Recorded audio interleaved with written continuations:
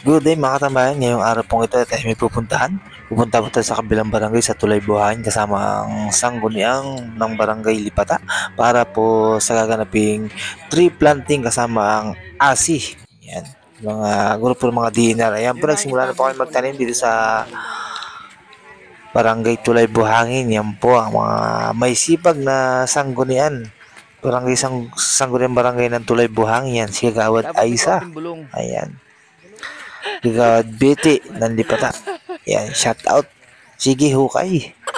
Hukay ng hukay hanggang sa tumubo yan. Yan, nakapagtanim na po ng isang puno ng mangga. Yan po ay pagkalipas na po ng 3 taon ay pwede na mamunga. Ayan, dito sa kabilang dulo naman ay si Ate Lenny. Ayan, kasama yung mga taga-asi. Sila naman po yung naghukay para itanim yung isang puno pa ng mangga mga katambayan. Ayan. Ito po yung mga proyekto ng ASI. Sige. Tree planting. Ayan. Magtanim ng mga puno. Yan po ay manggang Karabaw. Ayan. Pagkalipas ng 3 taon daw ay pwede nang mamunga yan. May mga tag pa mga katambayan. Ayan. Kita nyo may papilpad sa gitna ng puno. Ayan mga katambayan.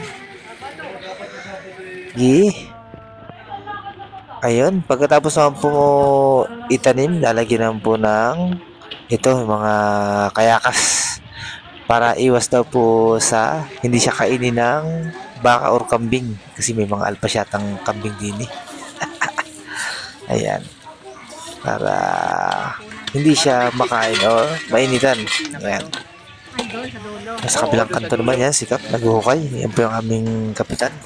Kapwalter, si Kagawad Ate Celia. Yan, naka-blue.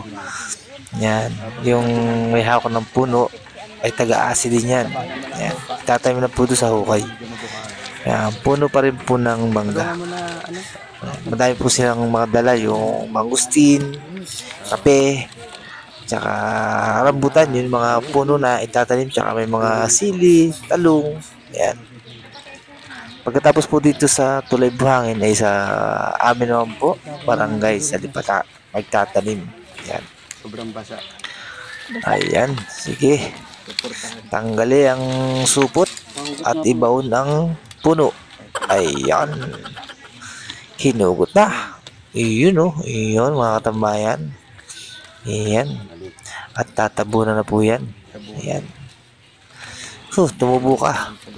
Para tayo ay makapamuti. Ayan, shout out sa mga taga barangay Tulay Buhangin. Ayan, at kami naman po ay palipatan na mga tambayan. Doon naman tayo sa ating barangay. Ayan, dito tayo sa checkpoint. Dito tayo nag-start ng ilang puno na itatanim mga tambayan. Ayan, puno pa rin po siya ng mangga yung itatanim dito. Ito pong kubo, ito po yung checkpoint dito sa aming barangay. Ayan. Ayan mga katambayan. Lalagyan po ng bunot para daw mabilis tuba. Ayan. Saka yung kayakas. Pag may isang buwan na daw, pwede na tanggalin yan. Ayan. Pwede tanggalin yung kayakas. Ayan. Saka iwas na rin po yan sa iwas na rin sa mga hayop. Ayun, nasa kabilang kanto mo sa gubatan. Ayan. Ayan si Ate Susan. A few moments later. Ayun, pagkatapos mag-tree planting na kami naman po ay kakain mga katambayan.